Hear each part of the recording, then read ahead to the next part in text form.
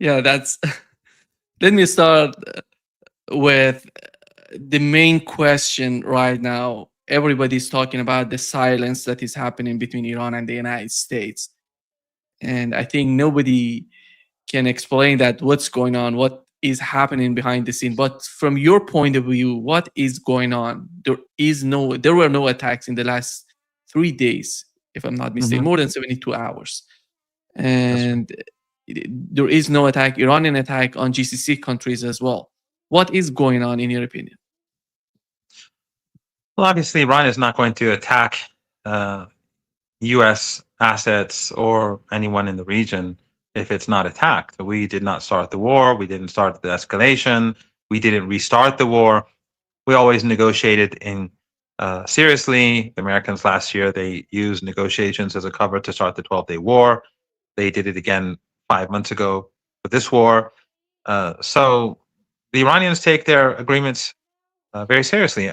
I I don't watch Western media, but I've been told that in the United States they're saying that Iran uh, brought down the MOU by firing at ships in the Strait of Hormuz, which is of course nonsense. Those ships came after uh, almost 3 weeks of U.S. violations with regards to almost all aspects of the deal, and then ultimately they violated every single article of the deal. They refused to force the Israeli regime to leave Lebanon. They did refuse to hand over Iranian stolen assets. These are were all a part of the agreement. They expanded the sanctions regime, another violation. They continued to threaten Iranians, a violation. They they removed the sanctions. They lifted the sanctions on Iran's oil exports. Then they returned it out. They reversed it after just a few days, another violation. Then the one that led us to where we are was the United States. While carrying out all these violations, they opened up their own corridor in the Strait of Hormuz in violation of Article 5, and with the complicity of the Saudis, the Kuwaitis, and the Qataris, and the Emiratis. They sent ships through that corridor despite repeated Iranian warnings. Ultimately, the Iranians hit 3 ships because they'd warned the Saudis, the Emiratis, the Americans, the Kuwaitis, and so on for days. And then the Americans fired at Iran, attacked Iran, relaunched the war, another violation. And of course, they reinstated the siege, which is the final violation. Everything that has been violated. So they have nothing to complain about. And Iran carried out its obligations. Now, many criticize Iran online. I've seen people. I don't I don't engage a lot on Twitter because I'm really overwhelmed with different things that I have to do. And but I do see sometimes what people write or say that Iran is naive, Iran shouldn't negotiate, Iran should initiate war. Iran has certain principles. It has religious principles that it has to abide by. So it doesn't initiate war. It doesn't initiate escalation, and it carries out negotiations in good faith. Of course, that doesn't mean Iran is naive. Iran, contrary to popular belief, before the 12-day war. And sorry, I digress. I know I'm not answering your question, but I'll get to that shortly. Iran, prior to the 12-day war, Iran it knew that the United States was going to attack, but they negotiated anyway because they wanted to show Iranians and the international community that the trouble is not Iran; it's the United States. Some people say that's useless, a useless endeavor, but I think the opposite is correct. Before this war, the Americans again used negotiations as a means of deception, but the Iranians weren't deceived. What they did do again was show the international community and Iranians, some Iranians who may have asked, well, or wondered what if we had negotiated? Maybe there wouldn't have been a war. So Iran made sure that, as they say in the United States, all bases are covered, so that there are later on no one can blame Iran for war. And of course, the MOU, the Iranians knew, and we've discussed this together on your show, and we've discussed all of these things in over the last year, more than a year. But during the MOU, when the MOU was signed, Iran knew that the United States would violate it. They knew that the United States would most probably undermine it. But the Iranians used the MOU as a means to prepare itself for the next stage. They had tens of millions of barrels of oil in tankers waiting, stuck in the Persian Gulf. They sold them, brought in necessary supplies. It's a country of 90 some million people. You have to take care of your people. So it wasn't because Iran was naive. It was because Iran was being both moral, but also uh, careful to make sure that the United States lost the international community and popular uh, and the hearts and minds of people across the world, and that Iran will be able to take advantage of different opportunities that came about. But so, all of that aside, right now we're at a place where no one knows what's going to happen next.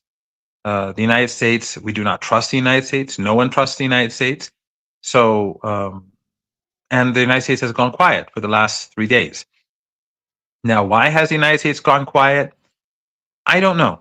I really don't know. I, of course, have read the different reports that have come out that senior officials in the United States have warned Trump about escalation and about continued war, about the shortages in the military, about the economic, about the cost, and I'm sure about the crisis, the global economic crisis, because as we speak, the strait is still closed.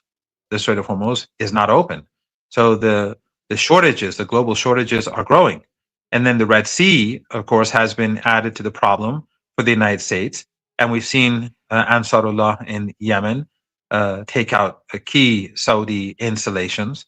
So the situation is much more, is growing more difficult literally by the minute for the US economy, for the Western economies, and of course for all of us, for the global economy. So while there's no shooting, but it's not as if things are back to normal. The strait is closed. Both straits are closed, at least in the Red Sea, in Bab al-Mandab for the Saudis.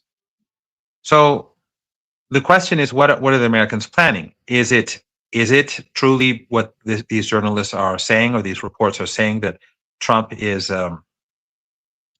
being told that this is it's not a good idea to continue, or is the United States preparing for an escalation? We don't know. The Iranians believe that it's quite possible that the United States may choose one of four, let's say, options. One is to end the war and to seek a solution. But if that we go down that route, or any other route, ultimately, the Iranians will not accept the previous MOU. The Iranians will want certain things upfront, and the MOU or any agreement will have to include other things such as Yemen and Gaza more explicitly than before. So Iran will be more demanding. And as I said, Iran will demand some things before they even begin implementing anything, or otherwise the strait is going to remain as it is. And this is not a situation where which Western economies can ignore. So one is to de-escalate. The second is to restart the bombing. If that happens, we're going to have the status quo continue. The global economy will continue to deteriorate, and there will be no achievement by the United States. The third option and the fourth option are sort of similar, in that one would be carry out massive strikes across the country, and the other would be to carry out a land campaign in the Persian Gulf, or maybe some crazy adventure to take a mountain near Isfahan or near Qom, or a combination of both. And that would, of course, lead to massive responses by Iran, and immediate responses. It would lead to the total destruction of the critical infrastructure of countries in the Persian Gulf that have assisted the United States in this war, meaning Kuwait, the Emirates, Saudi Arabia, Bahrain, and Bahrain, and perhaps Oman now, after their involvement in bringing about the second phase in this war by helping the Americans launch that corridor. And if Iran destroys these countries, that means they will collapse. These countries will fall apart within hours, maybe at most days. And that would cause panic across the global economy. Trump will no longer be able to talk and manipulate the markets. That will be over. The situation, the shortages are already there. And then when people see images of burning oil fields and oil and gas facilities across the region, they'll know that it's over. Then it's all over. So you'll see Western economies collapse. That's what would happen if the United States moved towards 3 or 4, meaning a major air campaign or some sort of invasion or combination of the two. That the Iranians will not hold back at all. It'll be over. And we already see what Yemen can do to Saudi Arabia. And what Iran can do is far, far, far greater than what Yemen can do. And of course, there's Iraq and the resistance in Iraq. So we don't know, but Iran is prepared for the worst and waiting to see where Trump wants to take this.